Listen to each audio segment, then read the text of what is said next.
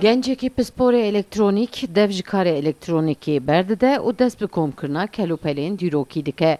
Li bajarê Amedê li sûka dîrokî de gencek di dikanekî de ji 4000 zêdetir kelûpelên dîrokî kom kiriye. Di dikanê kevnar de alavên ji salên 2008 de mane jî hene. Bi taybet jî şûrên ku di qada şeran de hatine bikaranîn bala mirovan dikişîne.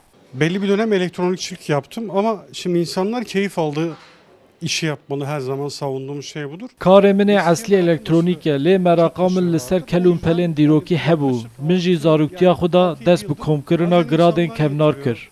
Ez kelûpelan ji bajara kom dikim, gund bi gund digerim, car caran jî welatî bi xwe tînin cem min û ez jî ji wan dikirim. Yani oradan da tedarik ediyorum ama ağırlık hep buradan. Di dikanê kevnar de ji gramofonê ji firağên ji sıfırê bigirin heta çekên Kalashnikov, saetên bêrîka, daktîlo, makîneya hesapkirdinê, misîn û her wekî din ên misalan hene. Li bajarê Amedê dikana kevnar ên herî mezin e. Gencê Amedê armanc dike ku cihê xwe mezin bike û bêtir alavan kom bike.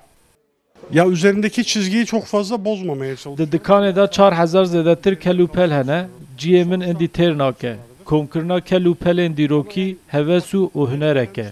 Mirov jê hez neke, nikare ev kara bike. Tabii o tarihi o dokuya dokunmadan. Gencê Amedê alavan ji welatiyan dikire, dûra wan paqij dike û ji nû ve difroşe welatiyan. Lê dibêje herî zêde welatiyên ji dervê Amedê hatine û geştiyarin eleqeyek nîşanê kelûpelên dîrokî didin. Sevda Kaplan, Kurdistan TV, Amed.